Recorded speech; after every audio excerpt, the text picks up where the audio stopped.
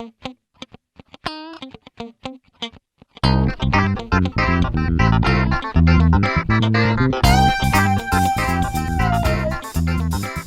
buenas tardes, bienvenidos y bienvenidas a esta nueva masterclass. Hoy tengo el gustazo de presentar al doctor De Simone, que además un encanto de persona que he podido conocer en este tiempo donde organizamos esta clase y otras charlas más que va a estar dando para Microjuris. Así que le doy una cordial bienvenida. Bienvenido, Luis, a Muchas nuestras gracias, Irene. charlas. Bueno, la clase de hoy vamos a ver la valorización de la prueba en materia penal, la certeza de autoría en materia penal, prueba real y personal, directa e indirecta, indicios, prueba pericial, analógica y digital, breve comparativo del sistema inquisitivo, acusatorio, continental y anglosajón, jurados técnicos y mediante jurados, caso de análisis.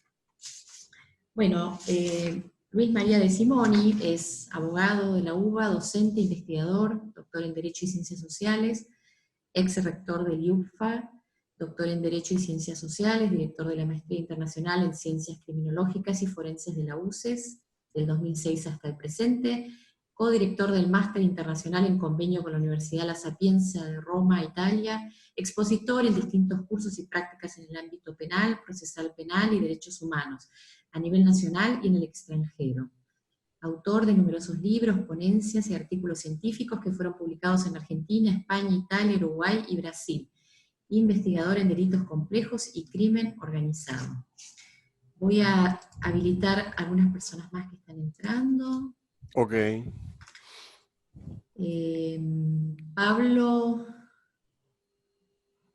Pablo y Analía dicen que no pueden escuchar. Tienen que levantar el volumen de la máquina porque estábamos saliendo bien con el volumen. Yo estoy escuchando bien, lo escucho muy bien a Luis. ¿El resto está escuchando bien? Hagan así con la mano. Sí. Gracias, Andrea.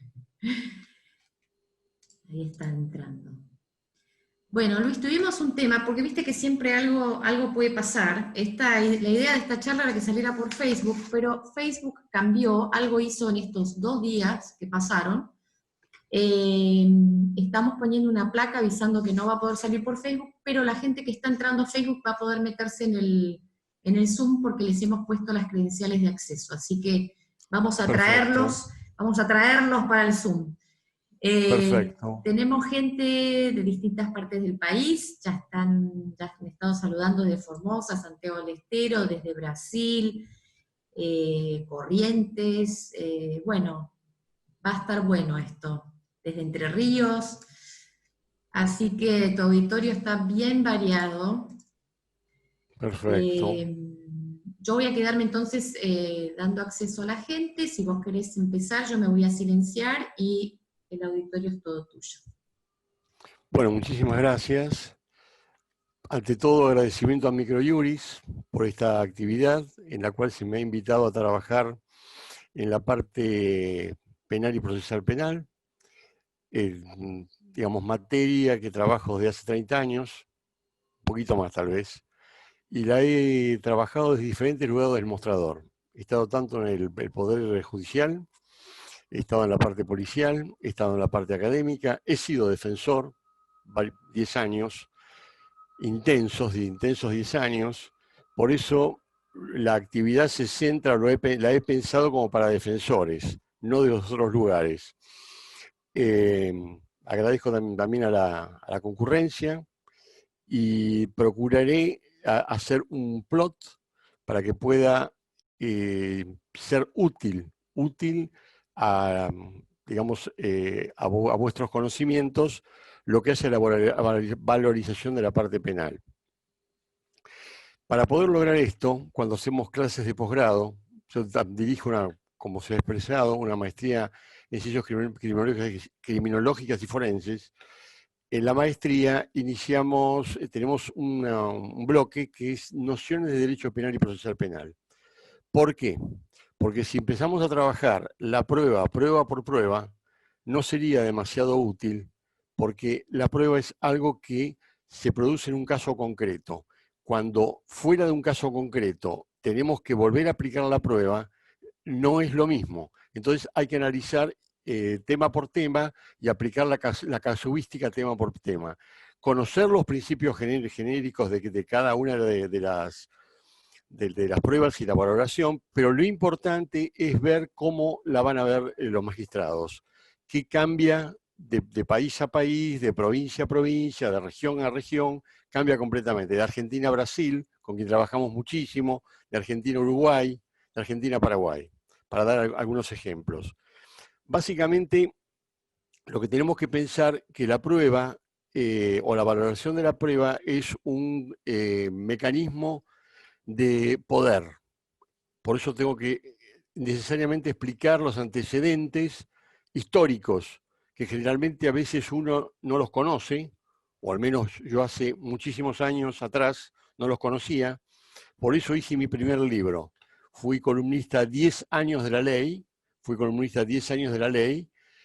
y luego me doy cuenta, ejerciendo la profesión como defensor, que de la parte teórica a la parte práctica cambiaba completamente, absolutamente. Entonces, todos los principios, yo sigo digamos, la corriente italiana, procesalista, y siguiendo los principios uno veía que el tema no resultaba de la forma adecuada. Me ha sucedido en muchísimos casos tener muchas defensas en los cuales un juzgado decía algo y otro juzgado decía algo absolutamente contrario. La interpretación era completamente, digamos, disímil. Consecuentemente, ante este aspecto, empecé a analizar los antecedentes históricos de lo que nos lleva a lo que es la prueba en materia penal y lo que es los mecanismos que se han ido a través del devenir histórico, los que se han ido incorporando y analizando.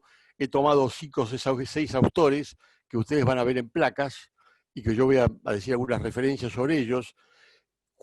Varios autores que explican mecanismos nodulares. Mecanismos nodulares porque, reitero, en el hipotético caso que uno comenzase a analizar, ustedes me plantean un caso y yo le quiero dar una interpretación técnica, genérica, seguramente vamos a fracasar, porque de caso a caso el tema cambia.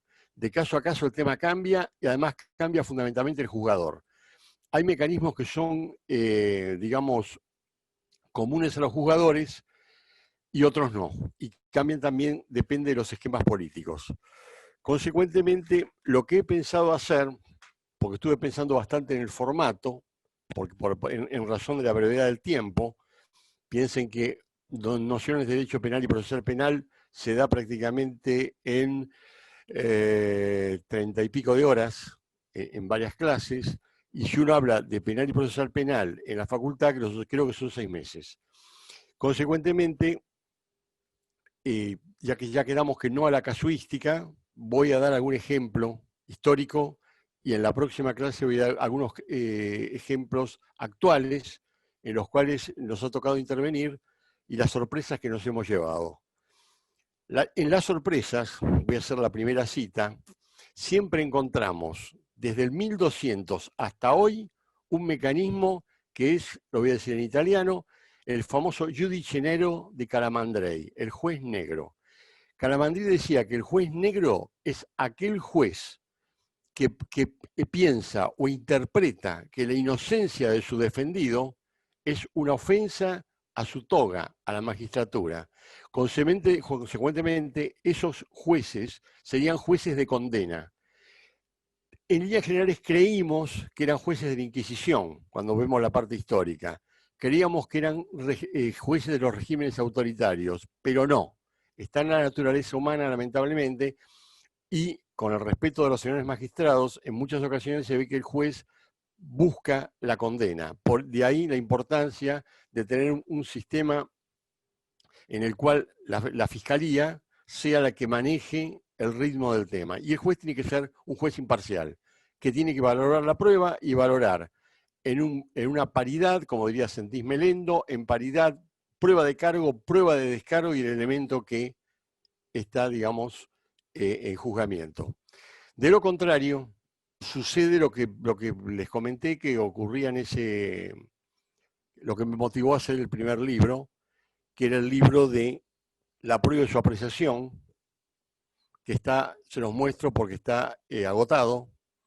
Y en este primer libro, que tiene 30 años, analizaba temas que decía cómo es posible que el caso A con tales características y el caso B con características similares, reitero que de caso a caso hay cambios, digo, ¿cómo puede ser que en el caso tal se produce una condena y en el otro caso una absolución? Algo evidentemente tiene ese mecanismo complejo que nos interesa. Procuro entonces irme a la historia, y analizar la historia, y ahí veo que en una primera etapa, 1200, prácticamente era un mecanismo de poder puro en el cual un acusado se presentaba frente al monarca, faraón, César, como ustedes quieran llamarlo, el poder, y el poder a ese hombre solamente le preguntaba culpable o inocente, y ya con un culpable o inocente terminaba siendo condenado. Eso se va repitiendo en las etapas de la historia. Tenemos que llegar a etapas muy superiores para poder ver técnicas. Luego viene la Inquisición, que los que lo han estudiado en la facultad, en grado, por ejemplo, en la vieja UBA me ha sucedido, distinguidos profesores nos decían, por ejemplo, un Sebastián Soler o Mario Derigo, nos decían, seguramente con la mejor buena fe, que la Inquisición significaba un avance en el derecho procesal. Yo diría que la Inquisición significaría o habrá significado un avance en la formalización del derecho judicial. Hay un libro español que son Los secretos de la Inquisición, y en los secretos de la Inquisición se ve que el acusado prácticamente no tenía defensas, más allá del mecanismo, en alguna medida perverso, inquisitorial, que lo que buscaba era un mecanismo de poder y un mecanismo de sometimiento. No interesaba la pena, no interesaba la verdad, no interesaba muchos elementos que luego vamos a analizar en esta clase y la próxima, que ambas están imbricadas. Por una cuestión metodológica no se pueden dar juntas, se da primero una y después otra, pero están imbricados. Si un defensor pretende defender a un acusado, tiene que tomar primero un primer examen a nivel sustancial y luego un segundo examen a nivel formal de los elementos del cargo que se está imputando a su defendido. Luego de esa etapa, llegamos, pasando siglos, ¿no? Pasando siglos aceleradamente. Luego de esa etapa, llega la Revolución Francesa. En la Revolución Francesa, Napoleón toma los archivos de la Inquisición, la Inquisición queda puesta en suspenso, y en la Revolución Francesa se establecen los principios igualdad, fraternidad y todos los demás principios que hacían que los ciudadanos tuvieran derecho frente al Estado.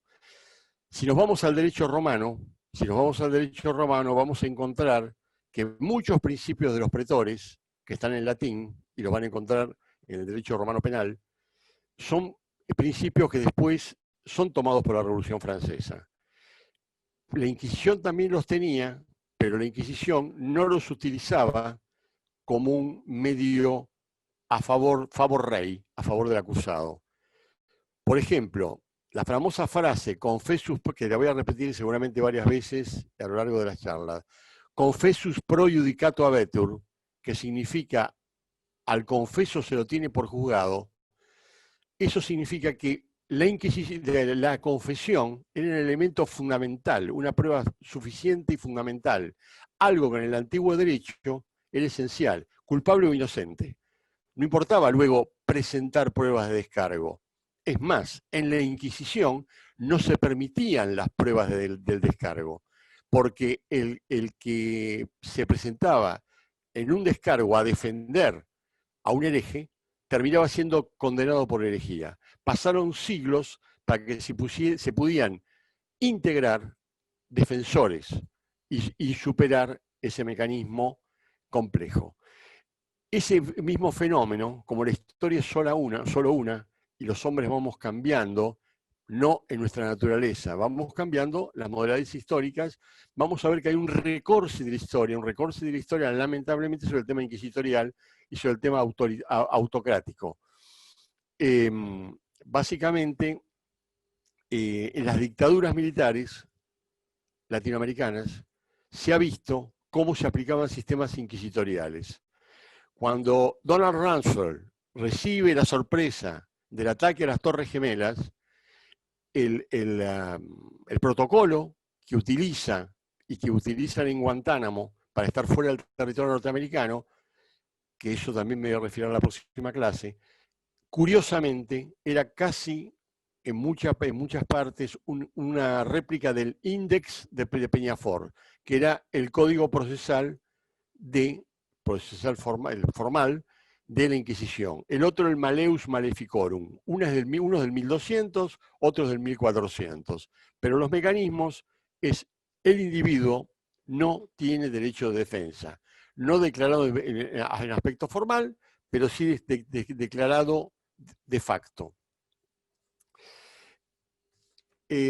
Pasada la Revolución Francesa, he pensado en la segunda parte del formato que he diseñado para este trabajo, en el cual obviamente he esbozado las diferentes pruebas, pero no voy a poder referirme a prueba por prueba. Primero porque exigiría que hagamos muchas más clases y trabajar pruebas por prueba va a tener el problema de la casuística que ya expliqué que no es útil. Entonces lo importante es lo genérico y luego, cuando lleguemos a la parte final del chat, ustedes me pueden mandar chat en lo que me pregunten, dudas que tengan respecto del plexo probatorio y cómo juegan las probanzas entre sí. O cuando una probanza, por ejemplo, prueba pericial, prueba médica, ADN, prueba digital, que es muy actual, cuándo es válida o cuándo no es válida o cuándo puede ser anulada. Pasado este aspecto, les voy a ofrecer, he preparado un fragmento de 6 minutos tomado del film de Robert Redford director, porque aparte Robert Redford, aparte de ser político, aparte de ser, digamos, historiador, ha hecho un trabajo muy interesante que yo el caso no lo conocía, lo conocí por su trabajo, lo chequeé el caso, ustedes pueden hacerlo, que es el caso de Anne Mary Surratt, un caso del año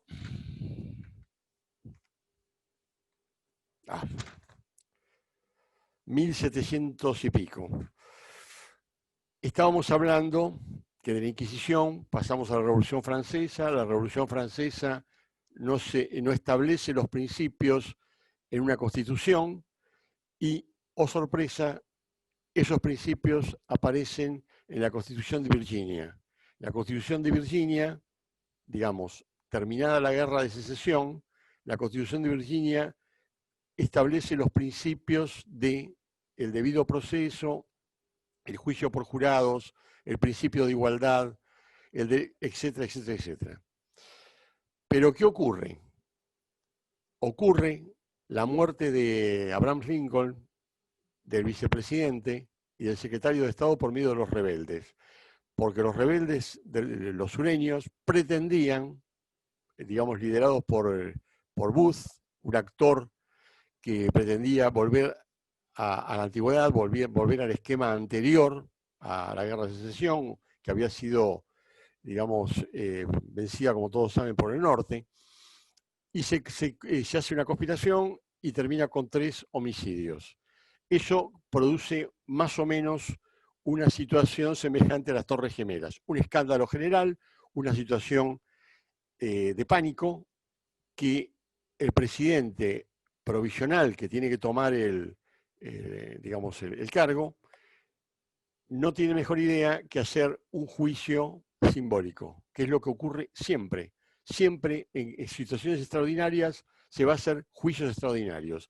En esos juicios extraordinarios no va a haber derecho penal, porque es lo que es la razón de Estado, hoy se llama razón de Estado, antes se llamaba de otra forma, pero lo real es que cuando esos mecanismos inquisitivos, cuando esos mecanismos extraordinarios aparecen, el derecho muere y por supuesto mueren las garantías individuales. Lo vemos a través de la historia y en sistemas tanto modernos como antiguos, autocráticos, de izquierdas o de derechas, no importa.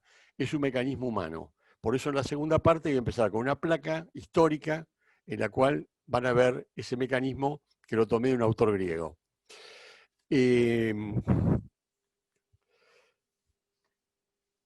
Lo que se debe buscar mediante la prueba, mediante la prueba en materia penal, lo que se debe buscar es la verdad. Pero para llegar a la verdad, vamos a encontrar que hay otro problema que después lo tengo en unas placas. Porque una vez que haga esta introducción, que les explico la parte histórica, someramente, viene una segunda parte que viene esos 6 minutos muy, muy acotados que hemos editado de la conspiración, que a quien no la haya visto, le digo que la busque de archivo y véala, porque es realmente muy, muy interesante. Muy interesante. Les voy a contar brevemente, van a ver lo que pasó con la acusación al principio, y yo les voy a contar brevemente, en base a datos históricos, cómo terminó ese juicio, que terminó con la ejecución de los 6 conspiradores, y Mary Ann Surratt, o Mary Surratt, fue ajusticiada en la horca, es la primera mujer que fue ajusticiada en los Estados Unidos. La prueba, muy escasa. Las razones, la razón de Estado. Alguien tenía que pagar. Como lo dijo el secretario de Estado, cuando muchos dijeron, esto es una abominación con una constitución en tiempos en que ya está la Revolución Francesa que se haga esto. Bueno, no importa. Se terminó de esa forma. A mí me recordó, cuando vi esa escena, saltando de una parte a otra de la parte histórica, me recordó el caso de las Torres Gemelas. En el caso de las Torres Gemelas, cuando Donald Rumsfeld hace esa inquisición que les comenté hace unos minutos, yo en ese momento estaba trabajando en Canadá. Había pasado una semana antes por Estados Unidos. Obviamente me quedé varado en Canadá, como suele suceder en estas tragedias. Me quedo varado en Canadá y los criminólogos canadienses con los que estaba trabajando en tema de investigación me dicen, ¿viste lo que está sucediendo en Estados Unidos? Parece una guerra nuclear, parece una cosa increíble, es una situación de una histeria total y absoluta y un miedo más o menos como con el COVID. En alguna medida es algo como el COVID, esas sorpresas históricas. Consecuentemente, se habían suspendido no solo los vuelos, no solamente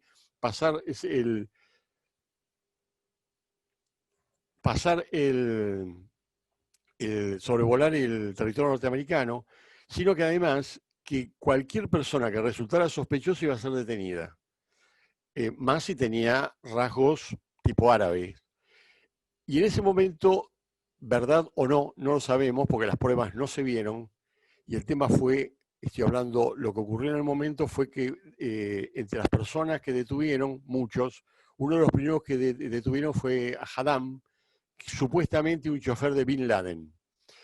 Haddam fue llevado a Guantánamo con todo otro grupo de personas, obviamente se le dio un tratamiento como, digamos, un interrogatorio severo. Se llamaba interrogatorio severo, eufemismo de lo que es la tortura. Pero bueno, se le dio un tratamiento severo y con el tratamiento severo se lo mantuvo ahí. Finalmente no se pudo acreditar, porque no lo sabemos, porque no, incluso pretendimos a posteriori de pasados esos momentos, pretendimos volver a Estados Unidos, nos interesaba el caso, yo tenía un contacto en Washington, alguien casado con una secretaria de Hillary Clinton, y le pedí si me podía ayudar a hacer esa investigación porque quería hacer un libro. Quería hacerlo elegante, técnico, no meterme en temas políticos, no era mi idea, porque decía, ¿cómo puede ser que volvamos a la Inquisición? Nos vamos 8 siglos para atrás. ¿Para qué todos estos mecanismos procesales que llevaron tanto tiempo y después vamos a señalar, a esbozar en la segunda parte después de la película brevemente? Y finalmente les voy a dejar para que ustedes hagan chats para poder responder, porque sería muy difícil, el tiempo no daría para explicar historia, mecanismos, y prueba por prueba, y plexo probatorio, y marco condenatorio y valoración de la prueba. No nos daría el tiempo. Bueno, seguramente si la señora directora después nos dice que podemos seguir trabajando adelante, iremos haciendo otros estudios pormenorizados con la misma finalidad. Porque aparte me ha honrado, Microjuris me ha honrado en la medida que me ha considerado un experto. Por lo menos sé que hace 40 años que estudio, 40 y pico, de muchos lados. Experto, bueno, lo dirá la comunidad científica.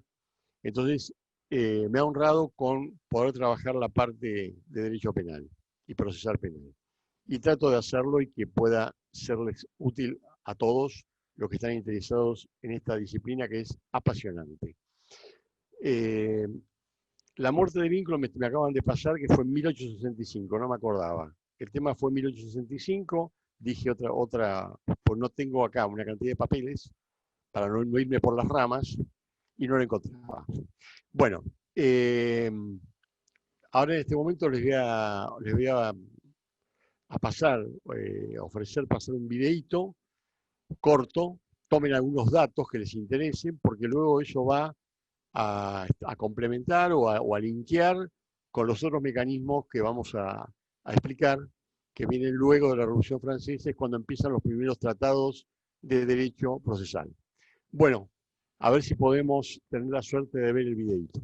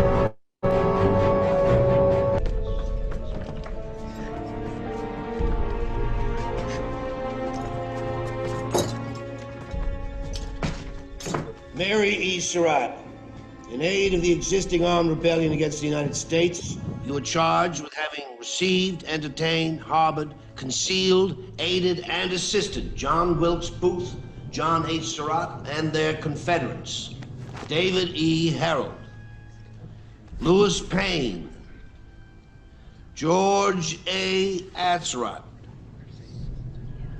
Michael O'Loughlin, Edmund Spangler,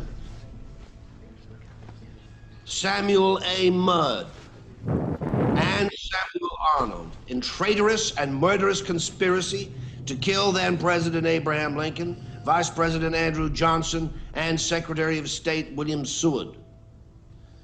Pursuant to Special Orders number 211 and 216, how do you plead? What say you, madam?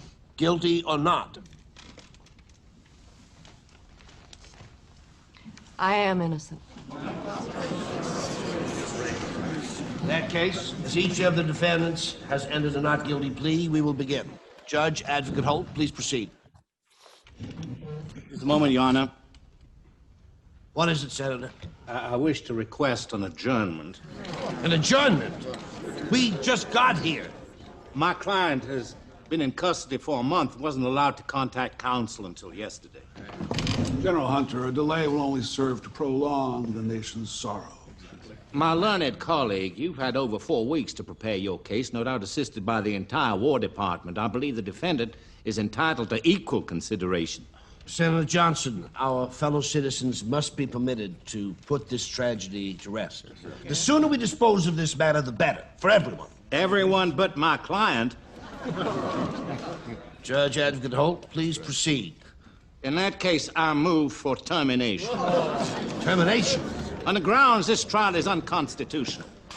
The defendant is a civilian entitled to a public trial before a jury of her peers. The Attorney General has affirmed the legitimacy of this proceeding. Has he furnished a verdict as well? Senator, you will mind the horror which summons us. Indeed. We all mourn the loss of our leader. But in our grief, let us not betray our better judgment and partake in an inquisition. Inquisition? How dare you? It sounds to me like we have the enemy among us.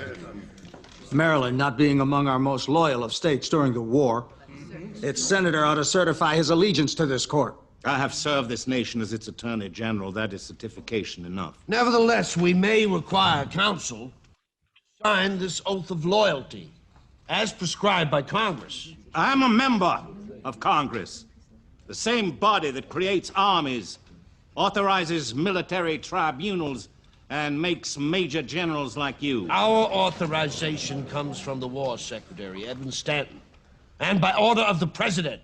If our founding fathers had desired tyranny to prevail, the President and his War Secretary would have been granted such indiscriminate powers, but they drafted a constitution with laws against such powers. They did so precisely for times like this. Bueno, como han visto, de ese alegato, la muerte del líder y el tema la conmoción que produce, hace que ellos llamen ese juicio para evitar el dolor de la nación, el dolor que aqueja a la nación. Eso, si nos vamos al derecho penal primitivo, es lo más digamos, elemental del ser humano.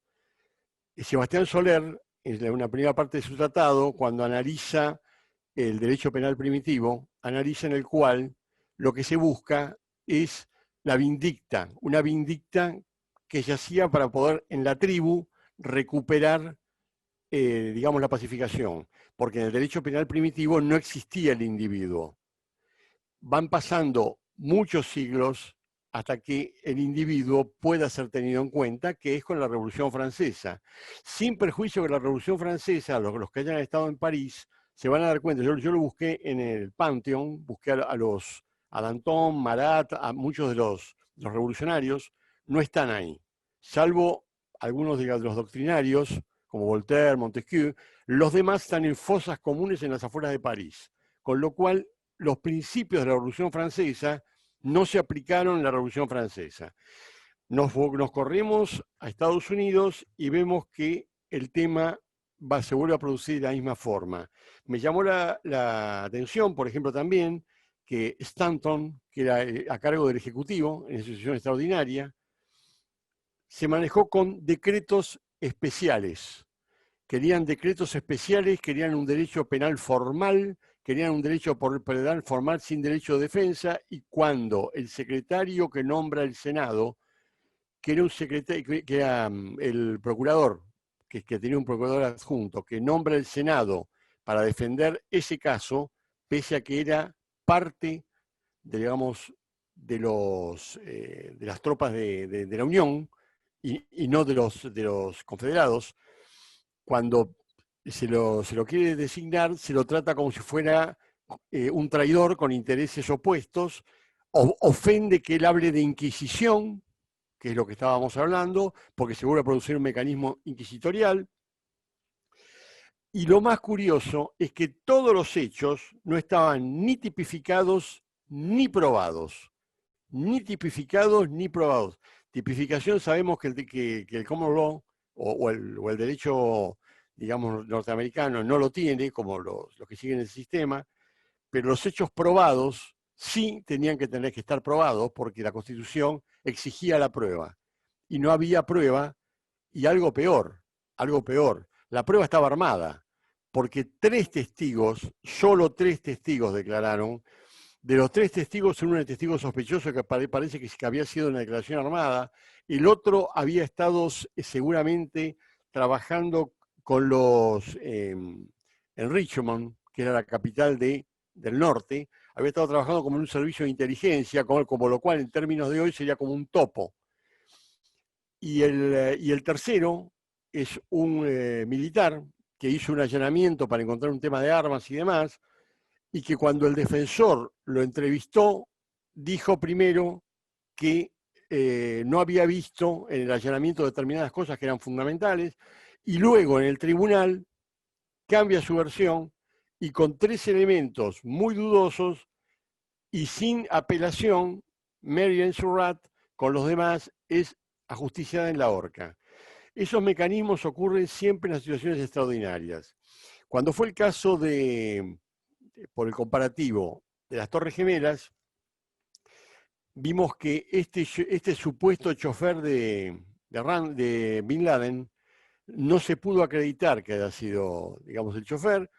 Cuando regresa a posteriori, hace un juicio que es Haddam versus Rumsfeld, y en ese juicio Haddam versus Rumsfeld alega la falta de pruebas, alega que no había pruebas sobre la detención y todo el mecanismo que sufrió en Guantánamo, y el Donald Rumsfeld tiene que renunciar como ministro de Defensa. Luego hubo indemnizaciones del Estado norteamericano por ese tema. Consecuentemente vemos que el mecanismo, que es lo que interesa, el mecanismo se repite. O sea, cuando ustedes estén con una defensa compleja, las defensas más simples, de casos más simples, a veces se resuelven de otra forma. Pero los temas más complejos se resuelven en alguna medida no favor rey, o al menos es la experiencia que he tenido durante mucho tiempo. ¿Por qué ocurre esto? Ahora les voy a presentar unas placas que hice para poder focalizar algunos conceptos. Yo les había dicho en la primera parte que encontramos en los griegos,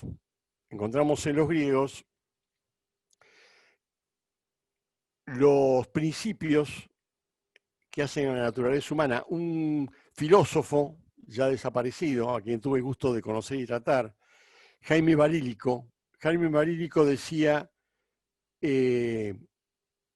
los griegos prácticamente diseñaron todos los mecanismos que hacen hoy a la cultura, digamos, occidental.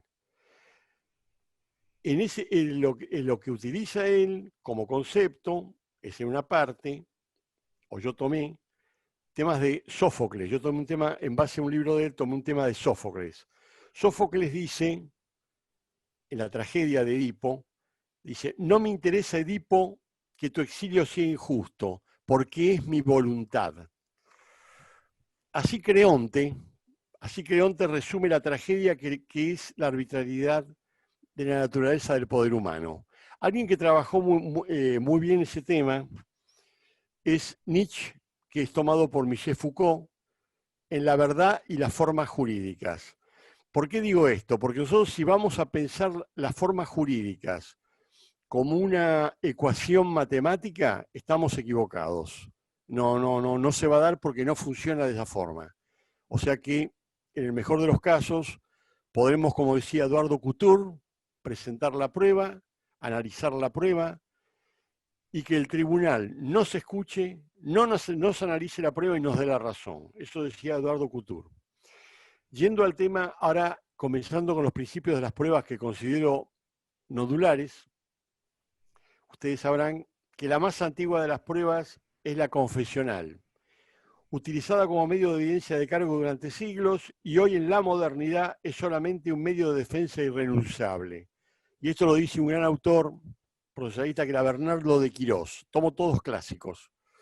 Bernardo de Quirós expresaba que esa institución tan antigua que es la tortura, y que no es fácil de erradicar, y que siempre vuelve a renacer por ese mecanismo humano. Ese mecanismo humano que tenían los romanos y que tomó la Inquisición, que es el confessus que ya les conté.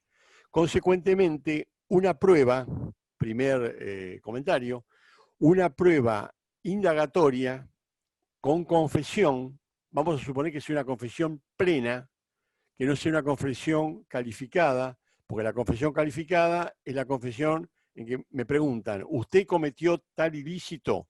Yo puedo decir, sí, lo cometí, confesión simple, o puedo decir, sí, pero, y ahí puedo alegar una causa de justificación o muchos elementos que podrían atenuar la pena, o incluso decir, sí, estaba en el lugar del hecho, pero el hecho que se imputa, yo estaba con una autoría secundaria, o la prueba que, digamos, o el elemento que ofrecí de participación como partícipe no era el que se cometió. Ejemplo, un individuo que va a participar en un robo, para ayudar en un robo, termina en un tremendo homicidio. Dice, yo no tenía un dolo de cometer un homicidio.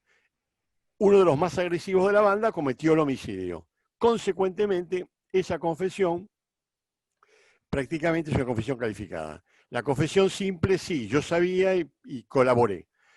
Pero todo este tipo de pruebas, como es la confesional, tiene que estar unida firmemente al plexo probatorio. No es posible la confesión per se, la confesión sola, aislada. En la antigüedad, la confesión era la prueba, era la probatio probatísima, la regina probationum, era la prueba por excelencia. Uno confesaba y terminaba siendo condenado. Por eso es la desesperación, como decía Bernardo de Quirós, de arrancar mediante el tormento la confesión, porque con esa confesión terminaba el juicio y había una justificación para la condena.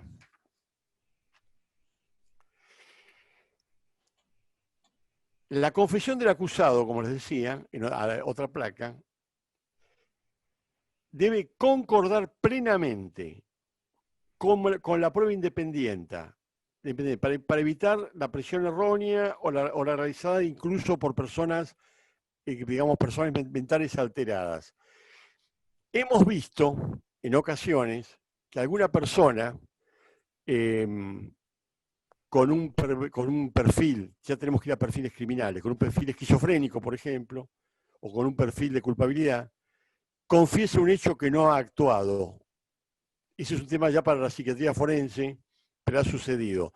Si lo quieren muy puntualmente, eso se ha visto en muchas ocasiones, con el caso, voy a ir a un caso de mínima y a un caso de máxima. En el caso de mínima, un individuo que es un delincuente de escasa monta, que quiere tomar, como dicen ellos, quiere tomar chapa para la prisión.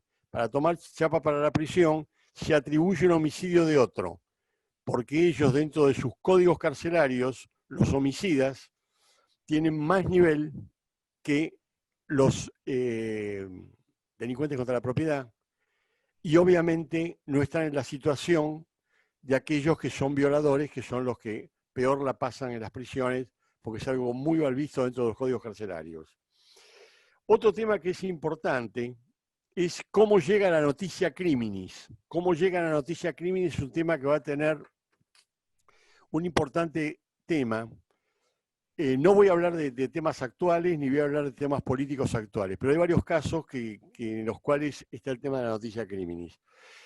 Cuando está el tema de la noticia criminis es cómo el magistrado ha llegado a esa noticia.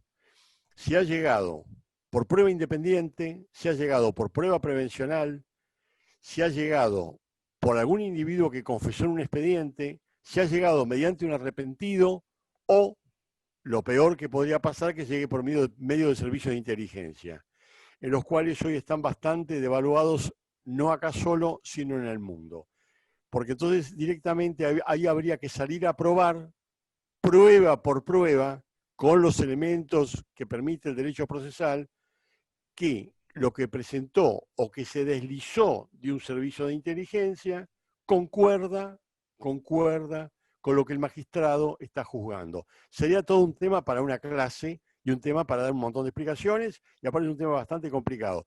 Ni les digo tener que hacer una defensa en ese tipo de casos, porque la prueba es bastante difícil. Otra prueba que es muy importante y compleja es la prueba indiciaria.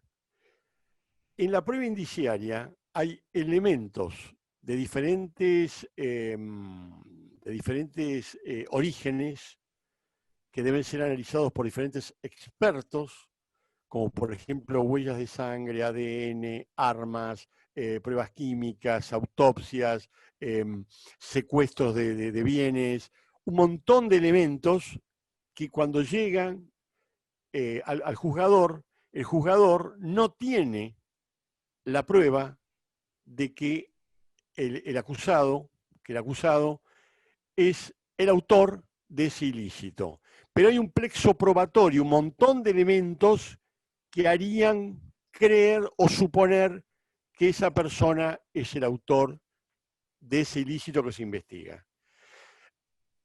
Sucede que si la persona no lo confiesa y los indicios no son graves, precisos y concordantes, esa prueba va a ser muy discutida técnicamente. Y eso me voy a referir al final cuando hable del tema de la certeza, porque nuestro sistema, que viene de origen romano, necesitamos la certeza, que del latín sería la certitudi autoris. Otro gran autor, Carl Mittermeier, decía que la armonía de los indicios de cargo debe ser tal que resulta necesario tener por cierto, según el curso ordinario de las cosas, que el acusado es culpable. Los indicios deben encajar, y esto es muy interesante, como piezas de un rompecabezas. Entonces, no podemos, dentro de ese mosaico probatorio, tener fisuras y fisuras importantes.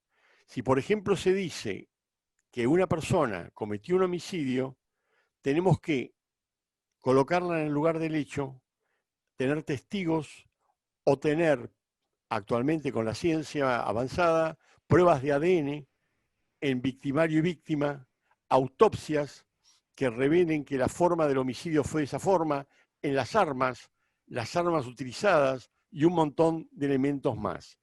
Por ejemplo, un caso que fue complejo, aparte he visto, y de paso agradezco que tengo alumnos de Brasil que me han acompañado y me vienen acompañando, aparte de las clases de posgrado, veo que tienen la gentileza de seguirme, les agradezco a los alumnos de Brasil que veo que están presentes.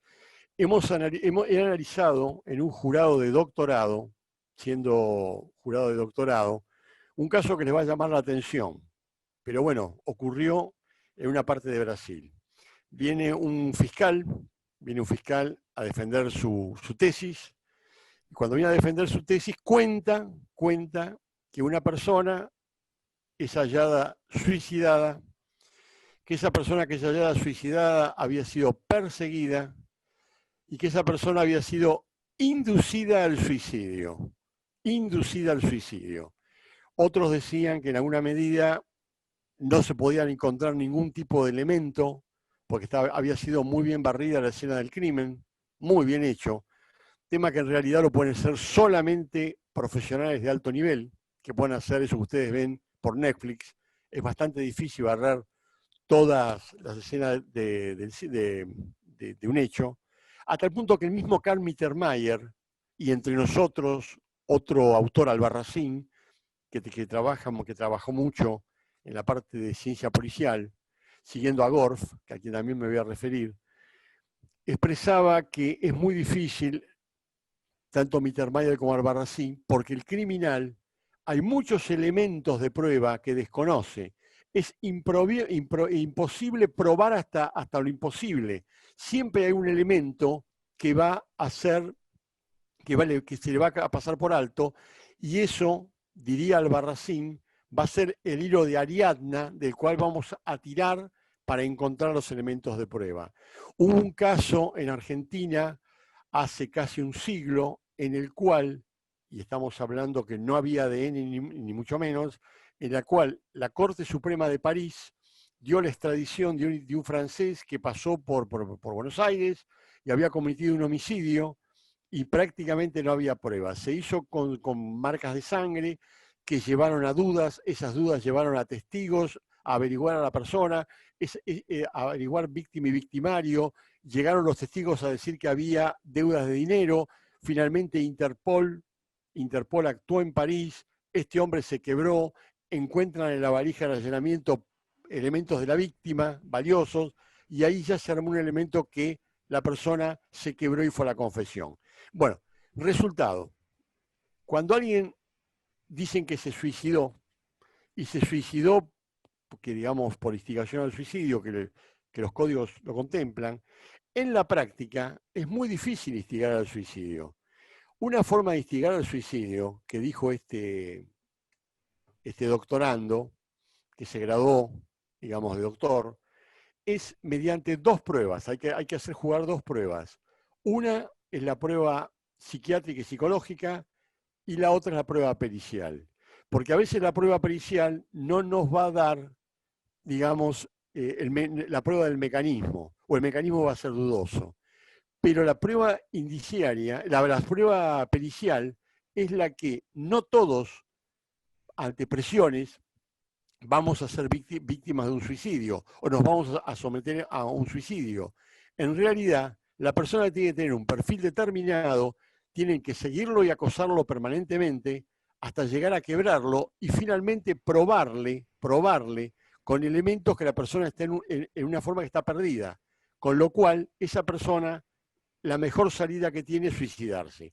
Son elementos casi de libro, hay muy pocos, generalmente se ven en las mafias italianas, se hace este tipo de mecanismos, pero generalmente se lo hace más con convicción. Se le explica, suicídate, la familia se va a ocupar de todos tus seres queridos, no tenés más oportunidades por algún elemento determinado. Por ejemplo, caso Calvi, que terminó colgado en un puente, bajo un puente. Digamos, en el caso de Lemani Pulite, que lo llevó magistralmente Di Pietro en Italia. Otro tema que es complejo, porque he tomado puntos como para dejarlos como tips. Otro tema complejo es los antecedentes del imputado en hechos con similar modalidad se suman como un elemento de convicción más con hechos cargosos. Eso afecta para los doctrinarios del derecho penal, el derecho penal de autor. De todos modos, si una persona, por ejemplo, casos de autores de violaciones y delitos contra la integridad sexual o pedófilos, si las personas han tenido otros antecedentes semejantes, es muy probable, y ya ahí tenemos que ir a la prueba psiquiátrica, es muy probable que estadísticamente lo haya vuelto a cometer, porque son personas que son reincidentes. Es algo semejante a los serial killers. Los serial killers tienen una pulsión de muerte que los lleva a cometer ese tipo de hechos. algunos determinados tipos de estafadores, como estafadores seriales, que vuelven a cometer esos hechos. En caso de algunos, voy a terminar un término muy en conflicto hoy, de algunos marginales, que por medio del tema del PACO, la destrucción neuronal, la droga, cometen delitos de baja monta reiteradamente. ¿Por qué? Porque cada delito, por ejemplo, un celular, son 10 dosis de PACO. Entonces, por eso lo vuelven a reiterar. De todos modos, yo creo que no hay forma que exima de poder probar y que ese indicio de autoría, ese indicio de oportunidad, además, no es un elemento suficiente para la condena. Esto trae sus dolores de cabeza y sus críticas a nivel periodístico, pero hablamos como técnicos, no hablamos como periodistas, con todo el respeto del periodismo, por supuesto. Otro gran autor italiano, Fra Marino dei Malatesta, nos explicaba que cuando existen indicios convergentes y divergentes o negativos sobre afirmativos que se suman o se anulan, estaremos en el ámbito de lo probable o en el ámbito de lo probado. Esto significa que uno puede tener una sospecha sobre una situación. Es decir, fulano de tal es el autor de algo por tal y tal elemento que tengo. Es lo que los americanos llaman hunches, corazonadas. Pero la corazonada no nos lleva, o la sospecha, no nos lleva a la posibilidad de que a una persona la investiguemos y que sea un autor. Tenemos que conseguir un plexo probatorio cargoso para poder comenzar la primera etapa, que es la etapa instructoria. De lo contrario, eso va a terminar en una nulidad segura. Va a terminar en una nulidad y es lo que uno trata de evitar, porque una nulidad prácticamente pone en un mal lugar a la Administración de Justicia y no es lo que nosotros queremos. Queremos que se haga justicia correcta, independiente, en la cual todos los ciudadanos tengan garantizados con el moderno derecho procesal el derecho a la defensa. De lo contrario, volvemos a etapas oscuras, con decretos especiales, con elementos de razones de Estado, con elementos que nos hacen suponer que todos podríamos estar en el mundo, aquí, allá y en el mundo, en libertad condicional.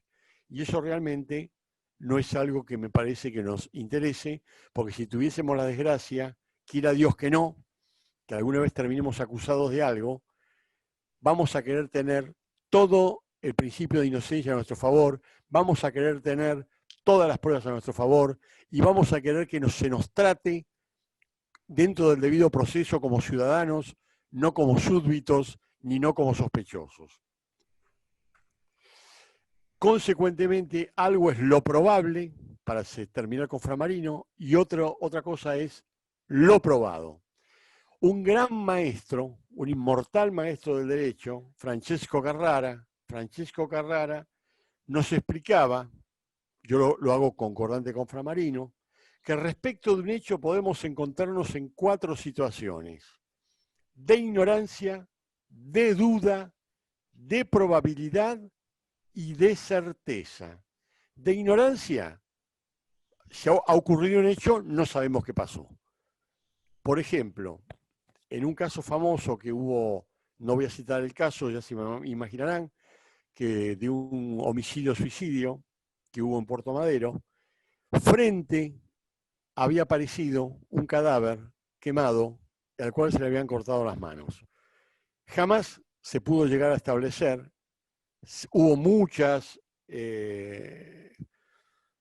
corazonadas, muchas hipótesis, muchas probabilidades, muchas dudas, pero jamás se pudo llegar a probado de quién era el cadáver ni a qué obedecía. En otra ocasión, el dueño de un buffet de un country que está ubicado en la provincia de Buenos Aires, apareció ahorcado y colgado vestido de payaso en la costanera.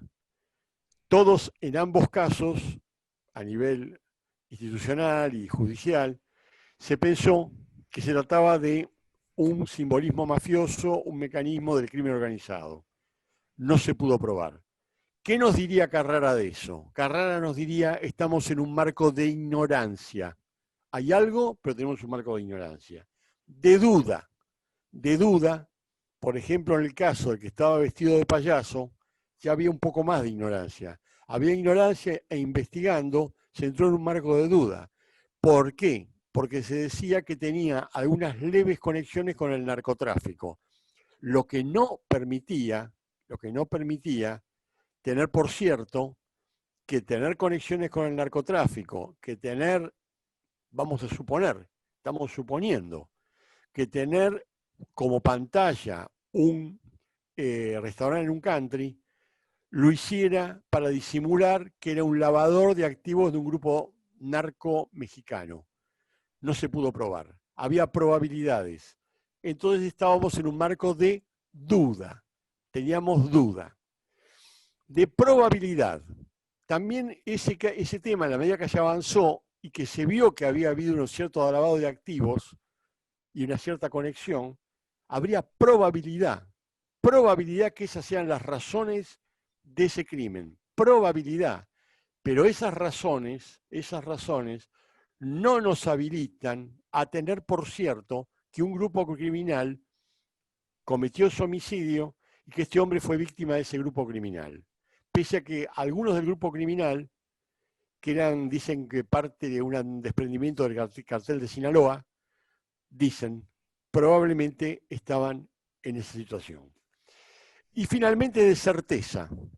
Certeza es cuando ya se han despejado las dudas y sabemos que tal individuo es autor de tal crimen. No cabe duda. En esa situación ya prácticamente hemos llegado al grado de certeza y luego habré de referirme de este aspecto de la certeza que proviene del derecho romano, diferente de lo que ocurre con el sistema norteamericano. Por eso en un segundo libro, este que les mostré que está agotado, es un libro en el que yo hablaba de la prueba y su apreciación. Hablaba de la prueba y su apreciación, pero luego el editor, el tema había quedado acotado, me pidió que lo ampliara porque algunos tribunales estaban utilizando precedentes norteamericanos. Craso error. Y a veces utilizan precedentes. Precedentes podrían ser en el marco de algo doctrinario, pero en lo probatorio es imposible. Es un craso error, porque son dos sistemas totalmente diferentes y previo al cierre, si el tiempo nos da, voy a tratar de explicarlo y fundamentarlo. Luis, te interrumpo Sí. un minuto, porque ya Sí. estamos en la hora, más o menos son las 7. No sé si querés ir dando ya un cierre, porque estaría bueno si alguien tiene consultas que ya empiecen a ponerlas en el chat y las vamos a tratar de responder. Me quedarían dos temas, y me quedan muchos más temas, pero me quedan dos temas para tratar de cerrar esto. No, porque es lo que aclaré. Para hablar de este tema, que uno lo da en 3 meses, o lo da en un acotado que hacemos con países de Latinoamérica y fundamentalmente con Brasil, que trabajamos muchísimo, en esos cursillos de verano prácticamente nos lleva muchas horas hacer los trabajos y bueno, trataré de ir acotándolos ya en unos minutos para poder hacer las preguntas. Dale. Me voy a referir con Carneluti, otro gran maestro italiano, linkeándolo con Carrara. La certeza es un estado de plenitud en el cual se ha superado la duda, término que proviene de dubium del latín de duo, y en el cual hay que superar la incertidumbre que viene de cernere, el que significa visualizar y escoger. Tenemos dos posibilidades, o varias, supongamos que tengamos dos, y ante esas dos posibilidades debemos escoger una y despejar la otra duda y llegar a la certeza. Eso lo explicaba Carneluti. Por último, les voy a decir que la evidencia requiere el armado de muchas piezas con los medios de prueba y su valoración. Ello requerirá un curso extenso para ir prueba por prueba. Pero como ya no tenemos la prueba tasada, va a ser también una tarea difícil, porque prueba puede ser todo elemento que lleve convicción al tribunal, con lo cual ya nos daría para hacer todo un análisis con pruebas, con derecho comparado, ya nos iríamos a otro libro.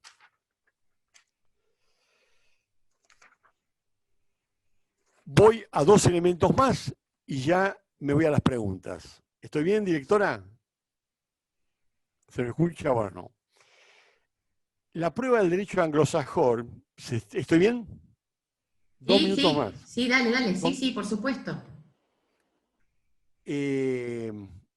La prueba del derecho anglosajón posee una fórmula, beyond the reasonable doubt, pero the reasonable doubt no es el equivalente en el sistema romano que la certeza de la prueba. ¿Por qué? Certeza en inglés sería certainty, o without doubt, o not doubt at all, pero certeza es certainty. Si yo digo without doubt, si yo digo not doubt at all, ya está, se cerró. Pero si yo digo beyond the reasonable doubt, me cuesta la palabra reasonable, la pronunciación. Reasonable doubt, los jurados norteamericanos lo que están diciendo es que si es prueba razonable, certeza es prueba. Certeza razonable es que un mínimo de duda se puede tener. Y si con un mínimo de duda se puede tener, con un mínimo de duda podemos condenar. Por eso, estando en un congreso de Derecho Internacional en La Haya, en Holanda, me encontré con el grupo de todos académicos de diferentes partes del mundo. Me mandaron a mí a que cubriera unos temas hace muchos años. Cuando me encontré con los grupos norteamericanos, era justo cuando estaba el caso de O.J. Simpson. Y yo les hice la pregunta, ¿por qué no lo condenaron? Porque les daba para más de la duda razonable. ¿Qué me contestaron? Primero, porque era mediático. Segundo, porque venció al sistema. Tercero, porque logró implantar una duda, él implantó una duda, porque supuestamente el investigador que lo seguía era, racista, un montón de elementos. Cuando había una gran cantidad de pruebas que él era culpable de la muerte de la mujer, con el planteo del guante de golf ensangrentado y demás. Cuando yo dije, pero ¿cómo puede ser? ¿Cómo es esto? Cuando les pregunto. Me dice, lo otro, only in the movies, me dijeron, solamente en el cine. Confesión de ellos, relevo de prueba. O sea, mejor ser juzgado por un jurado latino y no por un jurado norteamericano, porque es muy peligroso. Y es peligroso, y acá cierro, es peligroso porque en el caso de O.J. se vio que cuando entra el poder, cuando entra la política, cuando entra el poder tanto económico como el poder de otro marco, no es lo mismo juzgar a una persona común que juzgar a un poderoso, a un mediático, en fin, y no sigo. Y acá cierro con una frase del poeta latino Horacio, que expresaba: la tela de la justicia atrapa a los insectos pequeños, los grandes la atraviesan. Consecuentemente, vea cuánto tenemos que trabajar en prueba para poder lograr llegar a un marco de justicia. Que, como decía Clarence Darrow, que era uno de los más grandes oralistas, que llevó el juicio de Nathan and Leopold, el crimen del siglo, y que lo salvó de la pena de muerte, decía, ¿qué es la justicia? ¿Alguien sabe qué es la justicia? Otro concepto de los griegos, muy amplio, muy difuso y demás.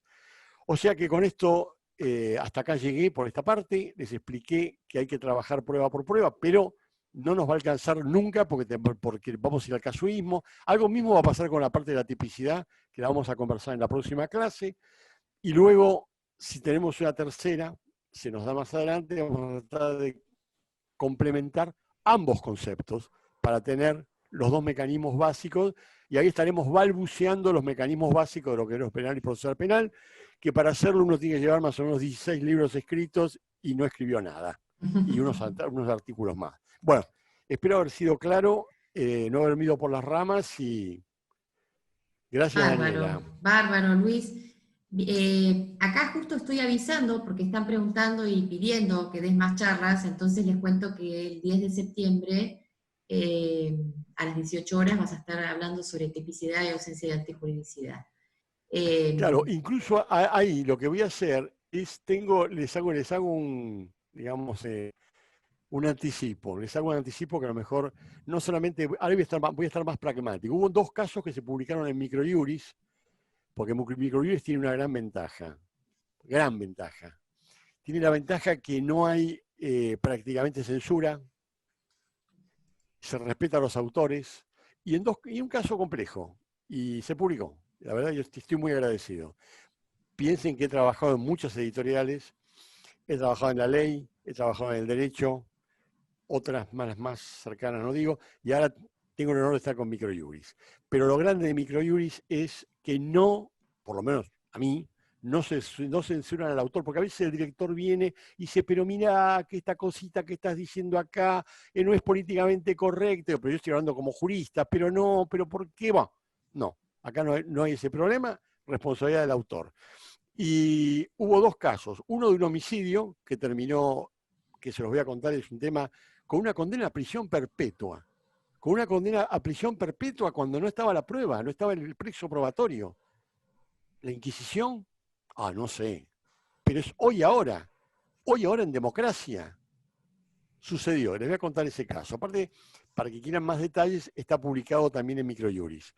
Y el otro, el caso de un cibercrimen, o cybercrime, en el cual se acusó a un extranjero que había tenido una relación afectiva con una argentina, después le voy a contar más detalles, se le acusó de haberla ciberacosado y de haber hecho una porno venganza.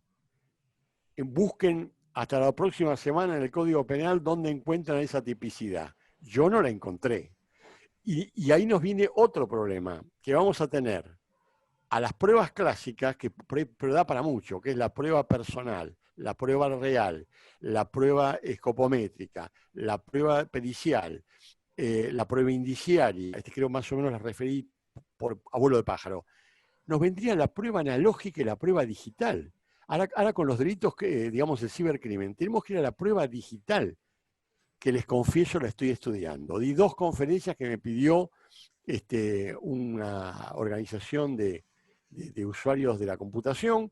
Obviamente me fui con un perito de un caso famoso que fue alumno mío, pero un caso muy famoso, y sentado al lado con el perito hicimos unas conclusiones y estamos investigando el tema cibercriminal. Y ahí encontré otro problema al hacer la investigación. ¿Y saben cuál es el otro problema? El otro problema es que yo personalmente no nací en la era digital. Ustedes verán que me están asistiendo asistentes. O sea, nací, no voy a decir al lado de Vélez Sarsfield con la pluma, pero un poquito más adelante con el teclado.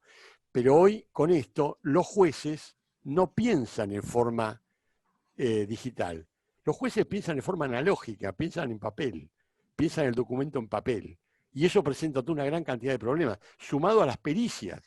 Poder hacer una pericia, un acoso, en el cual una persona acosó a otra en forma directa o por un medio telefónico, por un medio de los conocidos, entre comillas, no es lo mismo que hacerlo en lo digital.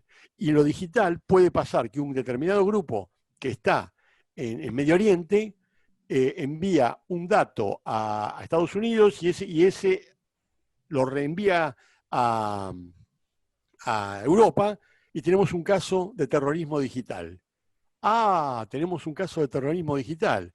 Y uno dice, por ejemplo, también lo investigué, que en un caso de terrorismo digital, yo digo, porque me lo preguntaba gente de aerolíneas, mi hermano había sido un directivo de aerolíneas, y la duda del grupo en esa reunión era si un avión de línea, se puede hacerlo caer manejando los teclados. La respuesta, después de consultar expertos de crimen organizado digital aquí en Brasil, en Estados Unidos y demás, que son con los que me contacto, me dijeron, la única forma es que esté uno de la torre de control que les abra la clave para que lo puedan hacer.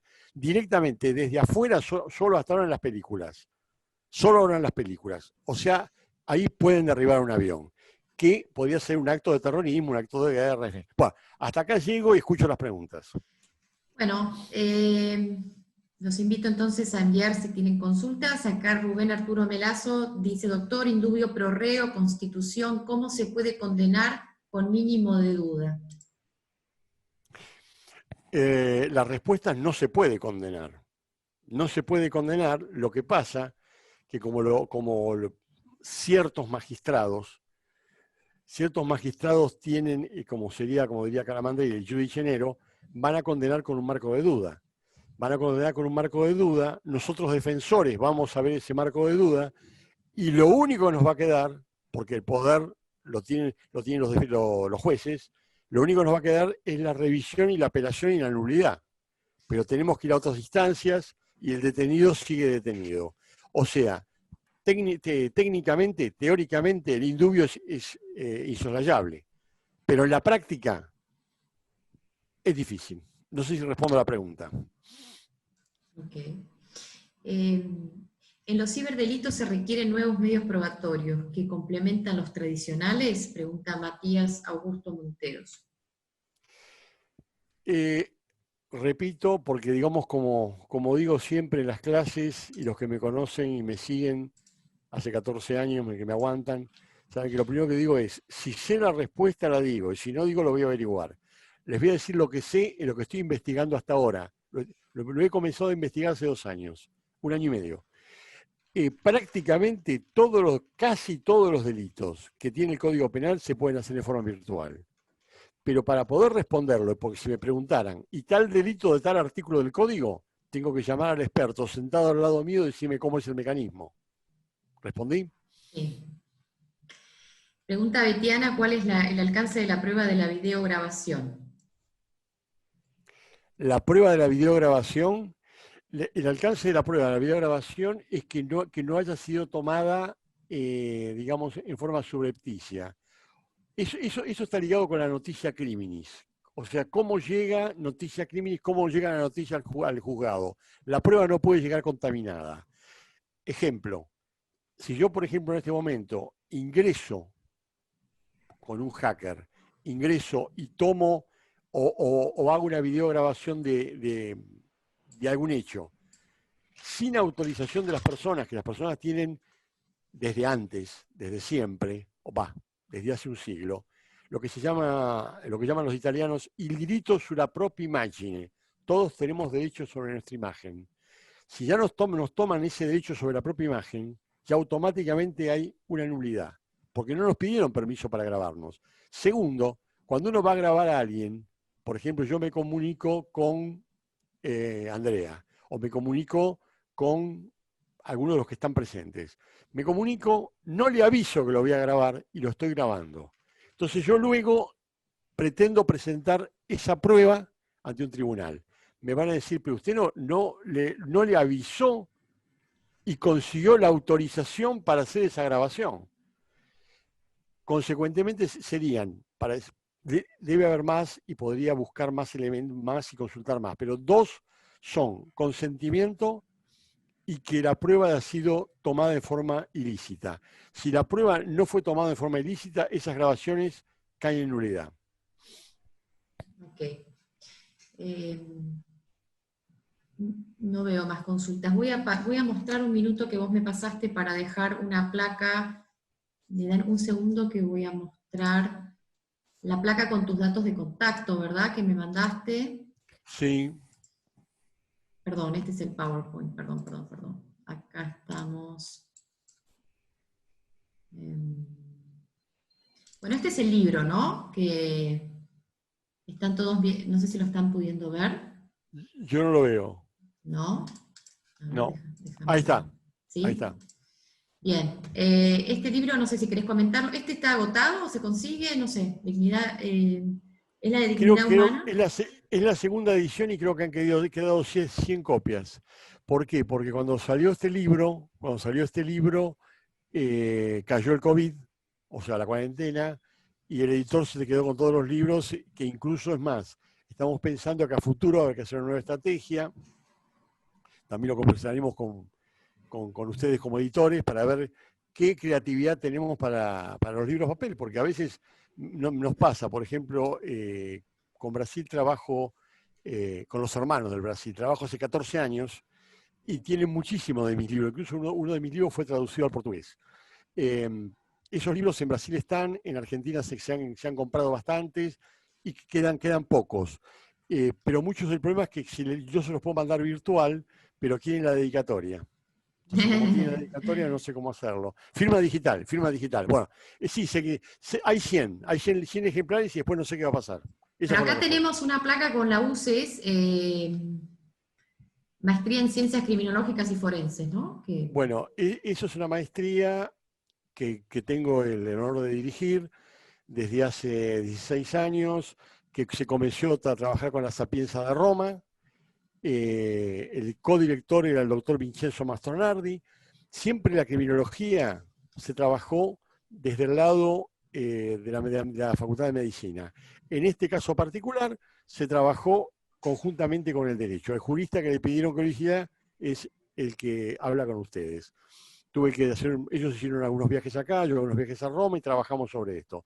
Estuve en el despacho de Mastronardi, que a mí me emocionó muchísimo, porque en ese mismo despacho él había sido discípulo de Di Tullio, en ese mismo despacho había estado Di Tullio, y Di Tullio había sido el discípulo de Lombroso, o sea que en ese despacho había estado Lombroso. Consecuentemente trabajamos mucho, hicimos una maestría interdisciplinar, creemos que es única en Latinoamérica, y trabajamos fundamentalmente con países de Latinoamérica y muy fuertemente con Brasil. Bien. Alejandro Riz pregunta, ¿cómo se concilia en cuanto al consentimiento de la videograbación cuando es en el marco de una investigación por narcomenudeo? Bueno, es bien concreta la pregunta. En ese caso lo que hay que hacer es pedir autorización al juez, para que el juez autorice la grabación.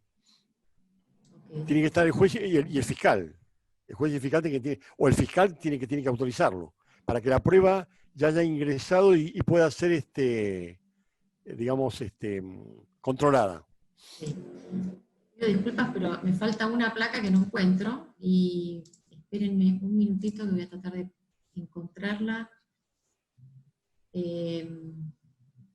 Si no, lo que voy a hacer es mandárselas después por mail, que son los datos del doctor, en realidad, por si tienen, digamos, consultas o demás para hacerle en privado.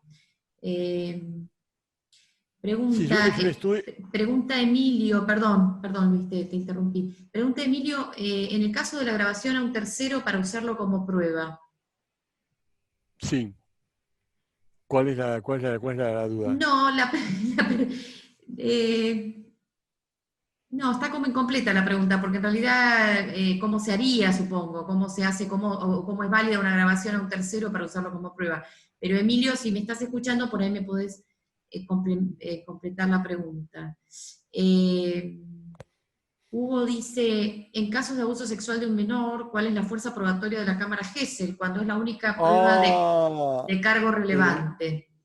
Hugo dio en la clave. Hugo, ¿no? Sí. Hugo dio en la clave. Me acaban de hacer una consulta sobre ese tema, porque digamos lo que manejamos en ese estudio, o sea, yo soy el consultor del estudio, o sea, prácticamente yo a tribunales voy en casos, o sea, ya he pasado mi etapa de ir a tribunales, hace mucho. O sea, soy el consultor del estudio. Son todos delitos complejos. Y uno de los delitos más complejos es general cuando a un menor o una menor lo acusa a uno, aparte de ser algo trágico y lamentable si es verdad, es más lamentable si la persona no es culpable. Nosotros en clase presentamos un caso, que lo tenemos también editado, de un profesor que en los Países Bajos fue condenado por una acusación de una alumna menor, prácticamente perdió su familia, perdió su trabajo, y él aseguraba que no había forma, que él no había sido. Consecuentemente, la prueba de la cámara Gesell es algo que es una prueba muy imprecisa, es muy imprecisa. Ya el hecho de que un menor acuse a un adulto ya es un tema complejísimo. Complejísimo. Es un caso en el cual se invierte la carga de la prueba. Es un caso que se invierte la carga de la prueba. O sea que es complejísimo. Y va a estar ligado de la parte pericial, que sería el trabajo en la cámara Gesell, para no dañar al menor, sumado al tema de los antecedentes del sujeto, el análisis digamos, de su perfil, si hubo testigos y muchos indicios y demás. Pero el solo hecho, ya de por sí, es un tema gravísimo. Gravísimo e invierte la carga de la prueba. No nos olvidemos, y esto voy a decir también algo que me acuerdo ahora, que Bentham decía que probar la inocencia es la prueba diabólica, invertir la carga de la prueba. Con lo cual el que tiene ese problema tiene una carga diabólica para poder llevar a cabo esa prueba. Casi imposible. Aquí está la plaquita con los datos del estudio. Perfecto. Y Cualquier duda me pueden consultar académicamente, lo que deseen. Y quiero ver si hay alguna consulta más. Bueno, Emilio, que ¿te acordás que había quedado la pregunta? Preguntaba si era viable, si es viable en el caso de la grabación de un tercero para usarlo como prueba. Esa era la pregunta. Que me explique, que me ejemplifique cómo es lo que... A ver, que me ejemplifique el caso. Ok. Mientras tanto te cuento que José Luis Gelmi Berecochea dice: custodia de la documentación secuestrada en allanamiento. ¿Es necesario que la totalidad de documentos lleven firma de juez y secretario? ¿De lo contrario es nula esa prueba? Pienso, primero todo, que los códigos provinciales son locales, cambian, pero pienso que con la firma rubricada del secretario que autentifica, creo que no habría problema. Ok. A ver, Emilio, si consulta un poquito más. ¿No? Dice la prueba liberatoria si está grabada. No sé. El tema es cómo se llega a la grabación. ¿Cómo Claro. se llega a la grabación? Por ejemplo, esto es algo totalmente... Vamos a suponer que un autor o alguien en una conferencia dice algo inconveniente. Está siendo grabado. Lo que dice puede ser usado en su contra porque está siendo grabado. Si esto no hubiera autorización de grabación y alguien dice, no sé, yo cometí tan ilícito, lo dice en cámara, yo cometí tan ilícito, ahí sí podría ser, perdón, si dice yo cometí tan ilícito y no hay autorización de grabación, bueno, queda en un marco, será un indicio. De lo contrario, si hay autorización de grabación, vale. El tema es si es en algo público, si es algo entre particulares. Por eso hay que analizar caso por caso, Claro. elemento por elemento. De caso a caso cambia. Ok. Por eso ese es el problema de lo que explicaba al principio. Les cuento, digamos, todo lo que dicen los libros, o lo que dicen no solamente mis libros, otros autores en los que me baso, nacionales y extranjeros, toda esa prueba no nos va a resolver todos los casos. Lo mismo pasa en lo penal, con la tipicidad y demás. O sea que después, con los principios generales y temas particulares, se analiza lo particular. Están preguntando qué es lo que ocurre entonces con las cámaras de la vía pública. ¿No se pueden utilizar como prueba? Sí, se utilizan como prueba, pero operarían como un indicio. Oye, porque lo que se está trabajando es la imagen. Y la imagen, generalmente lo que va a decir en la práctica, lo que dice, por ejemplo, un arrebatador, lo que arrebatan los celulares y demás. Sí. Lo primero que dicen no fui yo. Niegan la imagen. Con lo cual van a pedir algún elemento de prueba más que corrobore esa prueba. La prueba sola de imagen no alcanza como por una condena. Salvo que fuera, bueno, una imagen absolutamente clara de todo lo que está sucediendo, en cuyo caso, bueno, tenía que explicar algo que, o sea, cuando hay un plexo probatorio muy importante, hay un principio que es, lo voy a decir en latín y lo voy a explicar, que ya viene de los romanos. Quilibet praesumitur bonus donec contrarium provetur. ¿Qué significa eso? Todo aquel que alega inocencia no debe probar lo contrario. ¿Por qué? Porque el onus probandi lo tiene la fiscalía, lo tiene el acusador, lo tiene la contraparte. Entonces es reus excipiendo fit actor, que del latín significa el acusado no debe probar sus excusas. Me fui al derecho romano. Bueno, todos esos principios corren porque quedaron insertos en el derecho procesal.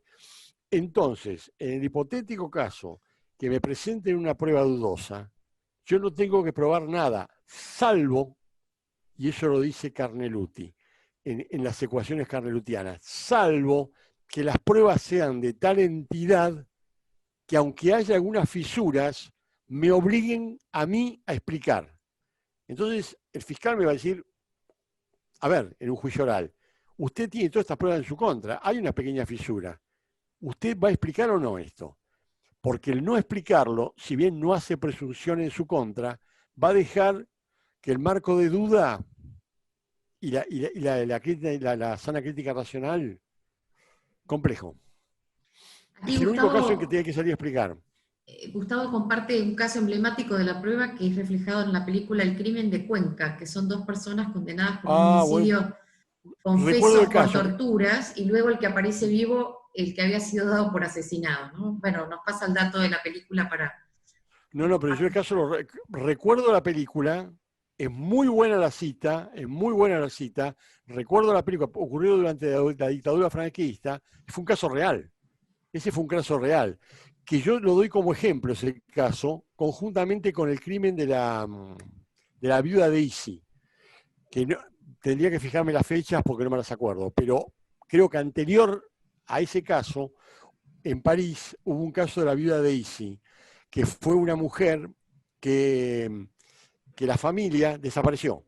Entonces la familia dijo que había sido asesinada y que las personas que eran los culpables, supuestamente los culpables, era el jardinero y no me acuerdo exactamente, el jardinero y otra persona amiga del jardinero.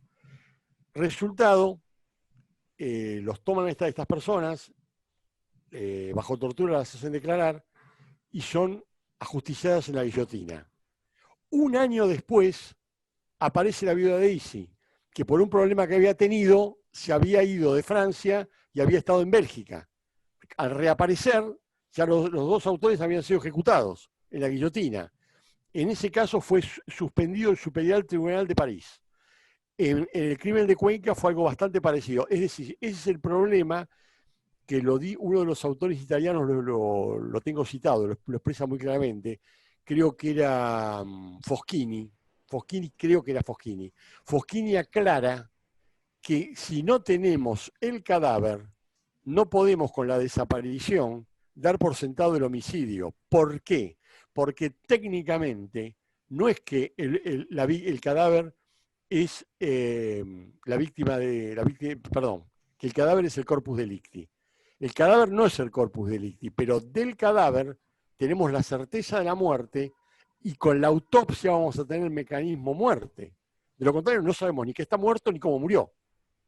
Porque podría pasar confesiones erróneas que a veces se dan. Ha habido miles de casos de alguien que quería matar a una tía y le da un ungüento, un medicamento que pensaba que le iba a producir un infarto. La tía, varios días después, fallece. Él cree, porque lo toman, lo interrogan, se pone nervioso, cree que él había sido el autor de esa muerte y dice, sí, la verdad que yo le di esto y esto para provocar un infarto. Es una señora mayor, pero la mujer no había muerto de eso. Al hacer las autopsias, no había muerto. Él creía que era el homicida, no había sido el homicida. Tuvo la intención, pero el medio fue inidóneo. Y justo la mujer murió. Consecuentemente, todos esos elementos hay que analizarlos muy detenidamente. De lo contrario, y me anticipo a la próxima clase, es como diría Belling, derecho penal, Belling diría, si no llegamos a la tipicidad y la prueba, todos seríamos culpables por todo. Está buena esa frase. Oh, Andrea, Belling. de Brasil nos dicen que en Brasil la policía sí utiliza las grabaciones públicas de imagen para esclarecer crímenes. Si es que entendí el portugués, porque está en portugués el mensaje. Y Jessica... ¿Lo pregunta Andrea? No pregunta, nos cuenta que en Brasil se utilizan las grabaciones públicas de imagen para esclarecer crímenes. Bueno, aquí también, ¿no? Preguntarle si es la policía militar. Bueno, Andrea, si estás escuchando... No, estoy escuchándote a vos, ella no la escucha, si es la policía militar. No, ya sé, pero ella sí te está escuchando a vos.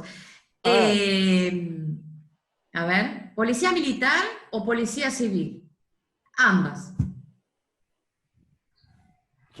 Sorpresa. Sorpresa. Bueno, aquí Jessica dice, me queda duda con la cámara Gesell al ser imprecisa, aunque sea la única prueba que no sería tomada entonces, dice. Yo no dije que no sería tomada. Depende de la convicción que lo lleve al juez.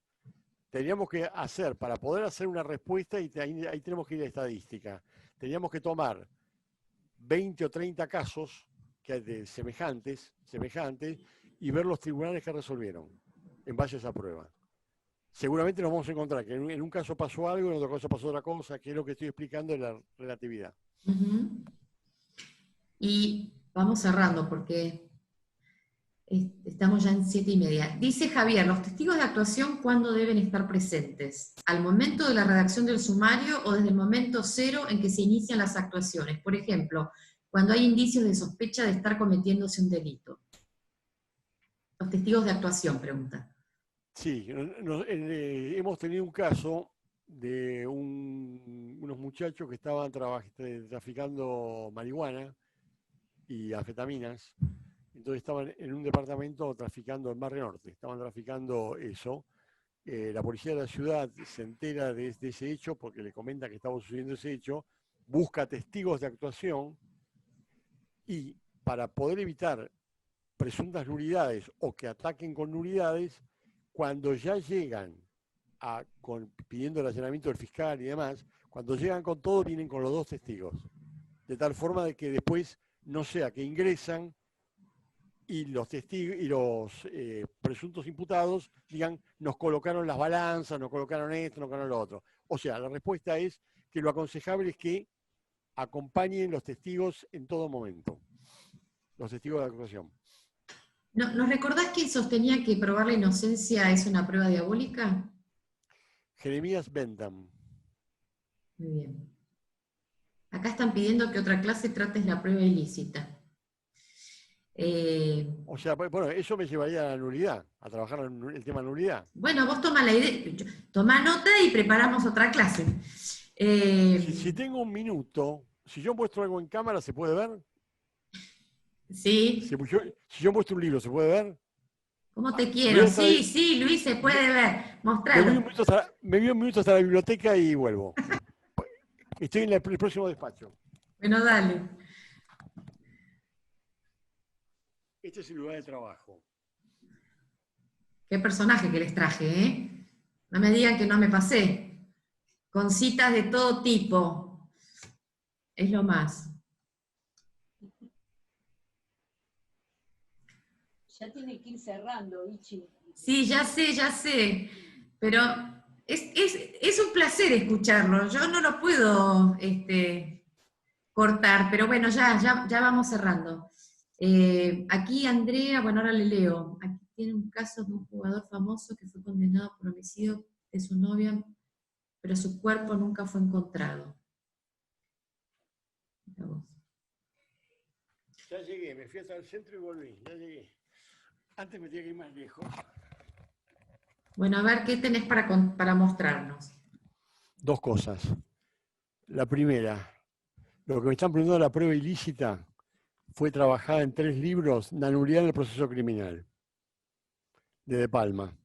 Acá está lo que me están preguntando. Hay diferentes temas, ¿no? Hay libros de diferentes temas. Sí. Y lo que me preguntaron de este libro, Dignidad Humana, o sea, lo interesante de este libro es que en este libro lo hago tipo ensayo. Mirá, Andrea lo que te muestra. ¿La ves? Grande, Andrea. Sí, aparte es más, porque el tema es que, a ver, tengo 2 minutos más, porque me están diciendo que me dicen que hay que cerrar. No sé cuánto tiempo vamos a Tenemos, digamos, está haciéndose un poco tarde, pero dale. Porque siguen los mensajes. Igual de acá hay mensajes de mucho cariño, que sos un profesor, la sencillez de los grandes, profesor muy querido. Bueno, qué lujo este hombre, somos afortunados. Bueno, entonces... Mirá qué mimos por eso, están llegando. Mimo al alma. Me siento obligado emocionalmente a seguir trabajando y que nos sigamos reuniendo. ¿Qué te parece? Claro, sí. ¿Por qué? Porque todos los conocimientos que puede tener un profesor, gracias por los conceptos, realmente, me ayudan mucho, todos los conceptos que puede, digamos, tener un profesor, todo lo que yo trabajo, no es para mí, es para dejarlo. O sea, uno lo deja para el avance del derecho, para el avance de los dos profesionales, uno lo deja para eso. Con lo cual, bueno, muchísimas gracias por eso. Lo otro que les digo, en este libro que Regina, si le tendría que preguntar a Andrea si lo leyó. ¿Lo leíste?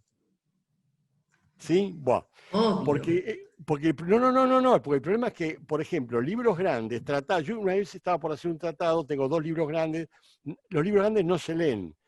La persona actual es un homo videns, queremos temas rápidos.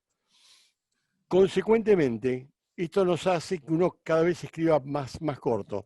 En este ensayo, yo entro en duda con el mundo moderno por un montón de conceptos y entro en duda con el ser y el deber ser. Pero eso, bueno, sería bueno, libro chiquito, que lo lean. Muchos ya me han hecho devoluciones. Muchos ya me han hecho devoluciones.